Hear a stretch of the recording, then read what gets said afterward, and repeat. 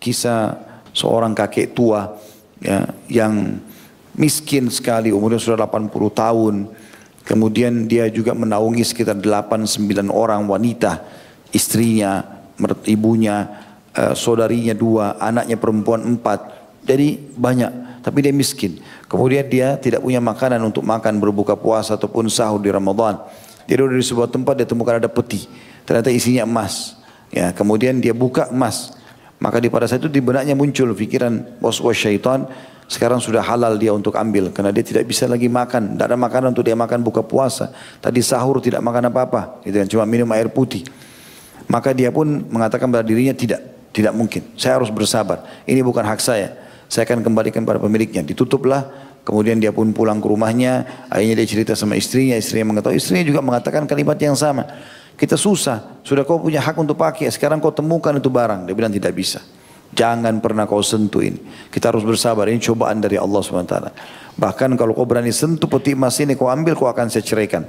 Padahal umurnya sudah 80 tahun lebih, istrinya juga sudah mendekati umur begitu, sekitar 75 tahun. Jadi saking takutnya. Terus kemudian besok hari dia dapat di Masjid Haram ada orang yang mengiklankan, kalau siapa yang menemukan peti emas saya akan kasih, semoga Allah luaskan rezekinya dan seterusnya. Maka orang tua ini berkata, kalau seandainya ya ada yang menemukan emasmu, kau kasih bayaran enggak? Kata orang itu, berapa dia minta? Kata dia 100 dinar, gitu kan. Minta 10% lah dari harta emas. Karena emas itu kalau salah ada 1.000 ya, dinar pada saat itu. Dia bilang tidak, orang itu bilang, saya orang mau kembalikan karena Allah, silakan. Kalau dia tidak mau kasih, dia tidak mau kembalikan ya urusan dia sama Allah.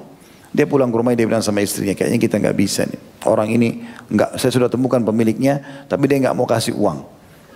Kata istrinya, coba bilang lagi besok kembali lagi ketemu. Orang itu iklankan lagi di atas batu depan Ka'bah. Wahai muslimin, siapa yang temukan peti saya akan kasih, saya akan doakan semoga Allah lapangkan rezekinya, Allah mudahkan urusannya. Orang tua ini berkata lagi, hai anak muda, orang Khurasan kebetulan dari wilayah Iran ya. Dia mengatakan, hai orang Khurasan, kalau orang dapat berapa kau kasih? Kata orang itu, berapa dia minta? Katanya dia 10 dirham, 10 dinar. Kata orang yang punya uang tidak akan kasih. Dia pulang lagi kepada istrinya. 10 dinar pun orang ini tidak mau. Coba minta lebih sedikit, kata istrinya. Besok ketemu lagi orang yang sama. Iklanin lagi. Kata dia, orang tua ini, berapa kau akan kasih? Dia bilang, berapa dia minta? Kata orang tua ini, 1 dinar. 1 dinar ini, setengah dinarnya dia berikan sedekah kepada orang untuk buka puasain orang di Ramadan. Setengah dinar, 1 dinar emas itu cukup banyak gitu kan. Setengahnya dia kasih sedekah, setengahnya dia pakai untuk kebutuhan keluarganya. Kata orang pemilik uang, dah, saya nggak mau. Semoga Allah balas dia saja dengan ini. 1 dinar pun dia tidak mau kasih. Dia pulang pada istri, dia bilang kita harus kembalikan ini. Tidak bisa lagi, orang yang tidak mau. Besok saya akan temui, besok ditemui, lalu kata dia, ikutlah ke rumah, ke tempat saya. Kau akan saya perlihatkan emas yang kau hilang. Terus dia datang ke rumahnya, kebetulan pada saat itu yang ceritakan ini Tabari, Imam Tabari rahimahullah, salah satu penulis tafsir dan segala macam banyak ilmu pengetahuan yang didalami oleh beliau. Dia bilang, saya waktu itu masih belum alim, belum kaya, belum segala macam. Saya tahu kisah ini dari awal, saya ikutin sampai ke rumah itu gubuknya mau rubuh bangunannya, pintunya mau rubuh. Saya masuk ke rumah tidak ada sama sekali lapisan tanah saja. Di depan saya ada banyak orang-orang tua perempuan, bajunya kusut-kusut gitu.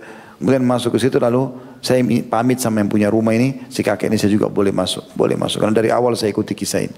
Begitu duduk, dikeluarkan peti tersebut, dikasih orang Khurasan ini, kemudian buka, ditemukan sama jumlahnya memang 1.000 dinar. Tiba-tiba dia ambil, dia tidak terima kasih, langsung dia pergi. Maka si orang tua ini sama keluarganya semua bingung gitu. Ada orang sepelit ini, 1 dinar pun dia tidak mau kasih, padahal sudah dikembalikan 1.000 dinar. Tapi apa yang terjadi? Sabar dia. Maka dia mengatakan pada istrinya, bersabarlah. Pasti Allah ingin sesuatu dengan ini. Ternyata kata Imam Tabari, saya sudah tidak tahu mau bilang apa. Para perempuan-perempuan itu digambarkan sebenarnya dalam bukunya seperti orang yang kaget, yang mulutnya terbuka.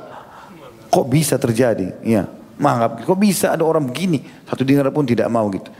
Maka setelah beberapa saat kembali lagi orang itu, ketuk lagi pintu. Saya seakan-akan mau jadi tamu. Kata orang tua ini, kata Imam Tabari, dia buka pintu orang itu. Lalu orang tua ini masih mengatakan, ada apa? Dia bilang, saya ingin bertamu. Kata orang tua, orang anak muda itu, kata orang tua ini silakan masuk, masuklah. Dia lain, tapi saya nggak punya apa-apa ini Ramadan. Kata dia tidak masalah. Perlu anda tahu, sebenarnya saya punya 3 kali lipat dari emas seperti ini. Ada 3.000, ini 1.000 ini. Ini tinggalkan oleh ayah saya. Ayah saya orang kaya, tinggalkan, tapi di Khurasan sana. Waktu dia mau meninggal dia wasiatkan kepada saya, 1 dinar, 1 dinar, 1.000 dirham ini, 1.000 dinar ini kau pakai untuk haji. Bagi warisan. 1.000 dinar lagi, ya, kau pakai pergi haji. Kemudian 1.000 dinar lagi kau bawa sementara haji itu, kan ini kebetulan di musim haji.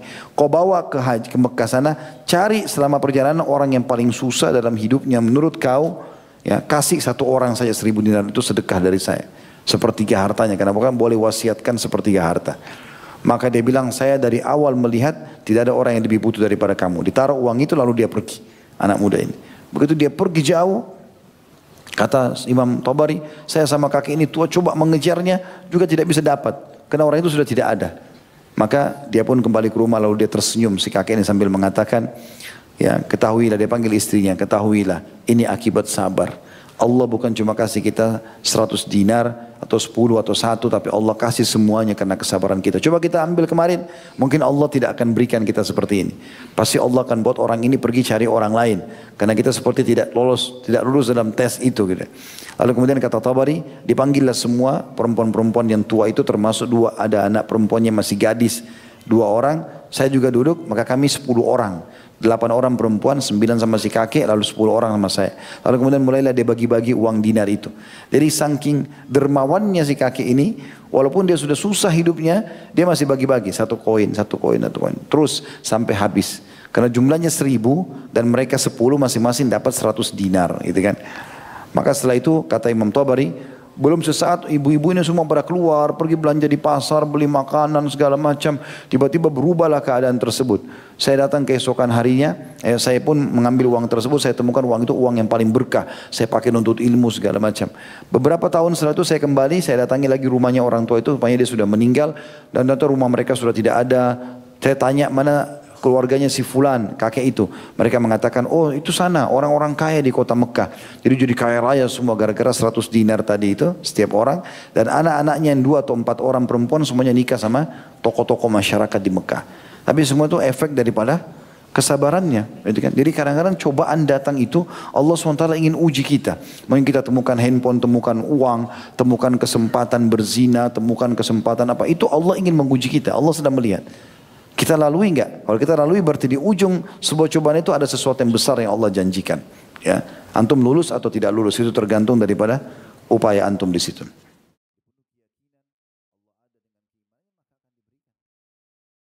Dinukil sebuah kisah, ada seorang dai dari Saudi.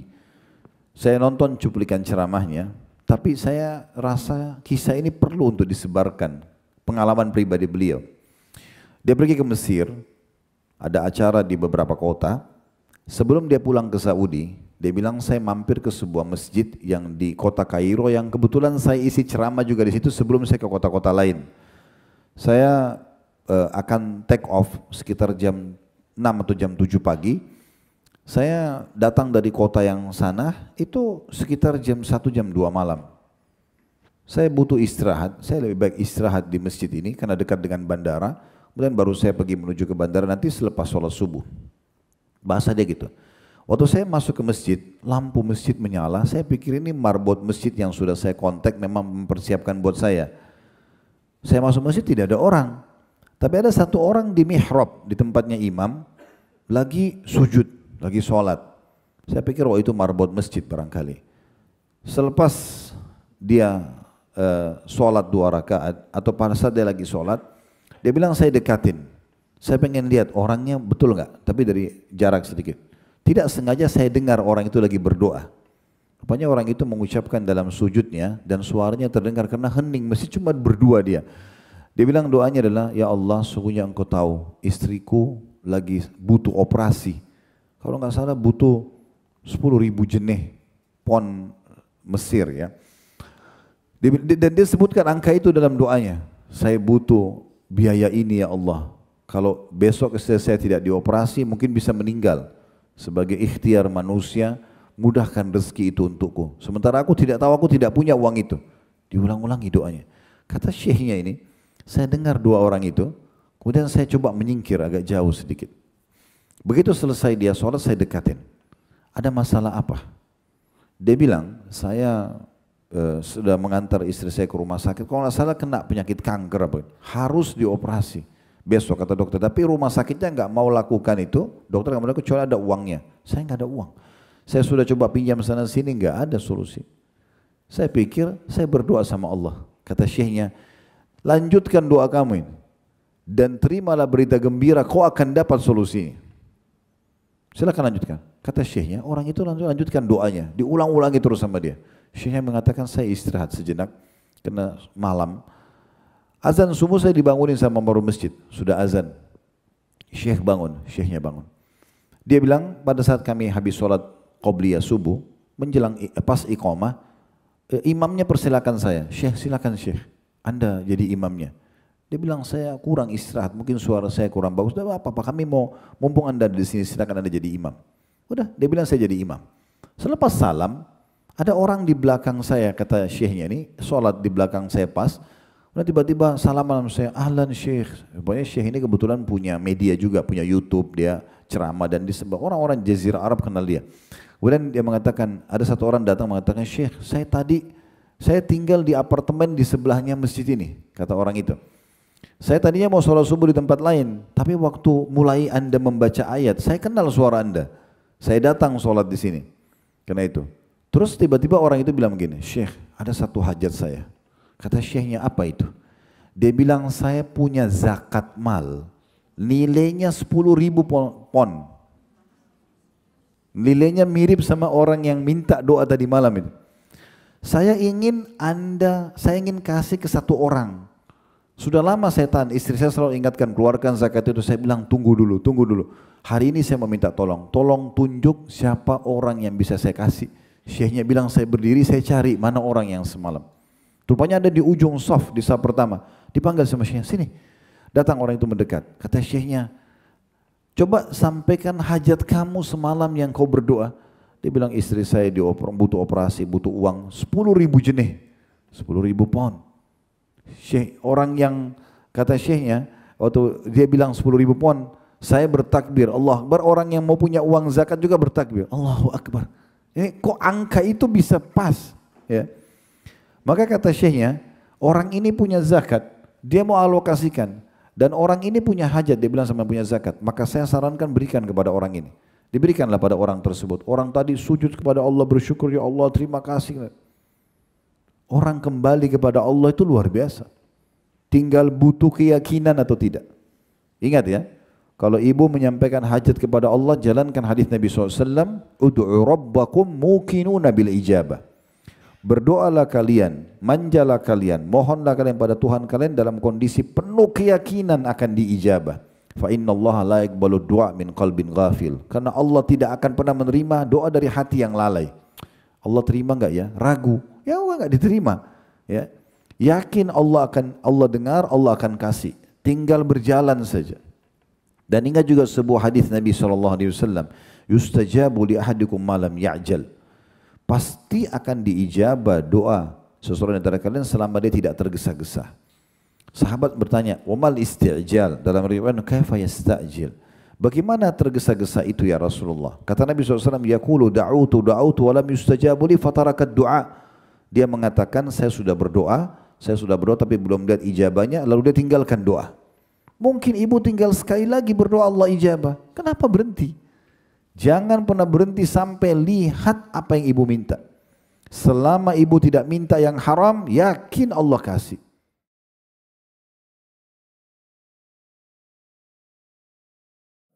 Dalam pembukaan ini kita akan sampaikan sebuah kisah nyata disebutkan, dinukil kisah seorang salafus saleh. Beliau dulu mau mengadakan beliau punya income harian, dapat harian. Dan pada saat dia pulang satu hari ke rumahnya, istri dan anaknya menunggu lalu bertanya, adakah makanan buat kami hari ini? Tokoh kita ini tidak disebutkan namanya dalam kisah-kisah ini, tapi dikatakan kisahnya sahih, atharnya sahih. Dia mengatakan hari ini saya tidak dapat pekerjaan. Hari ini saya tidak dapat pekerjaan. Maka saya tidak tahu harus dapat di mana lagi. Dan di masa itu kalau sudah tiba maghrib, maka semua tempat-tempat sumber bekerja sudah tutup. Karena tidak ada penerangan lampu kayak kita sekarang. Akhirnya dia mengatakan pada istri dan anaknya pada saat istrinya bilang, kami seharian belum makan. Dia bilang, saya istirahat sebentar, kemudian saya akan pergi. Saya akan pergi coba keluar mencari rezeki. Dia istirahat di awal malam, kalau kita sekarang mungkin jam 10, jam 11 malam. Di masa itu orang semua sudah tidur. Maka dia pun keluar dari rumahnya sambil berdoa kepada Allah, ya Allah saya tidak tahu harus kemana. Hari ini saya sama keluarga saya belum makan. Lalu kemudian pergilah dia keluar dan dia tidak tahu harus kemana. Dia lihat ada masjid dekat rumahnya. Di masa itu orang belum ada penerangan lampu kayak kita sekarang, orang pakai obor saja.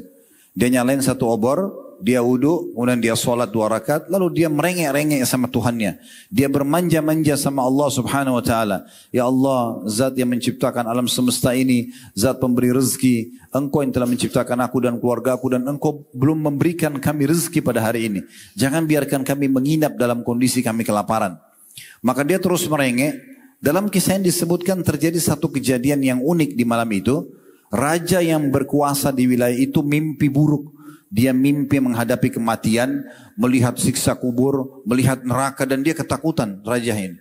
Kemudian dia bangun dan dia terkaget, lalu kemudian dia mengambil beberapa kantong dinar emasnya dan dia berkata, ya Allah, aku telah merasa bersalah dengan kesalahan-kesalahanku masa lalu, aku ingin mensucikan diriku.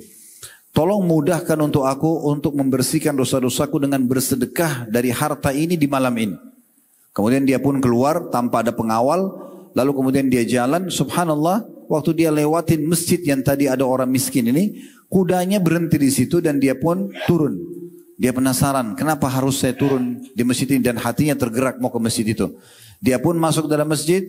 Kemudian dia mendengar tadi doanya orang miskin yang memohon-mohon makanan hari itu. Dia biarkan sampai selesai berdoa, lalu kemudian dia berkata begini, saya sudah dengar tadi doa yang Anda sampaikan. Dan perlu Anda tahu saya ini adalah raja yang berkuasa di sini.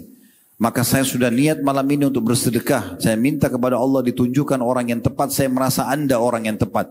Maka ini sedekah saya, tolong diterima. Dan perlu Anda ketahui, karena Allah telah pertemukan kita di rumahnya ini. Mulai sekarang kalau Anda butuh apapun, datang kepada saya. Saya akan bukakan pintu di istana untuk bisa diterima. Orang miskin yang menjadi tokoh kita ini berkata sebuah kata-kata yang perlu diukir dengan ukiran emas. Dia mengatakan, kalau seandainya saya butuh lagi satu waktu, saya tidak akan menghubungi Anda. Tapi saya akan menghubungi Allah yang telah menggerakkan Anda datang kepada saya. Lihat dan ambil benang merah dari kisah ini. Bagaimana sebenarnya seseorang yang kuat sekali hubungannya dengan Allah subhanahu wa ta'ala. Dia yakin Tuhannya itu ada. Dan betul-betul meyakini asma wa sifat. Nama-nama dan sifat Allah yang mulia. Allah itu sami', maha mendengar. Allah itu basir, maha melihat. Allah itu alim, maha mengetahui. Ya. Dan Allah itu raqib, selalu mengawasi. Ya. Dan tidak ada yang luput dari Allah subhanahu wa ta'ala. Maka orang akan selalu berada di zona yang sangat aman. Karena apapun yang sedang dia hadapi dari nikmat, hanya bisa dipertahankan oleh Allah. Apapun ujian yang sedang datang, hanya bisa diberikan solusi oleh Allah.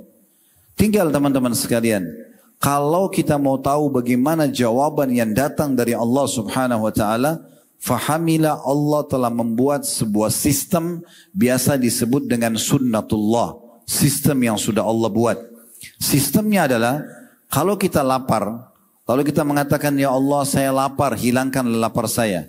Allah sudah membuat sistem laparnya tidak hilang spontan. Tapi Allah membuat dengan sistemnya kita bisa mendapatkan makanan, muncul ide, atau ada orang yang memberikan kepada kita makanan lalu kita mengunyahnya dulu. Proses melalui gigi, dikunyah, kemudian ditelan melalui tenggorokan, masuk di usus, diproses, baru laparnya hilang. Ini namanya sistem yang Allah buat. Maka setelah itu baru hilang lapar kita. Betul juga pada saat sakit. Kita konsul sama dokter, minum obat, kemudian kita menemukan ada dosis yang diberikan, kemudian kita sembuh setelah itu. Itu namanya sistem yang Allah SWT berikan. Allah Azza wa Jal tidak akan melemparkan obat dari langit pada saat kita mengatakan, ya Allah saya sakit sembuhkan. Tetapi Allah Subhanahu wa Ta'ala akan mempertemukan kita dengan ide atau orang-orang yang bisa menjadi penyebab kita sembuh karena doa kita kepadanya.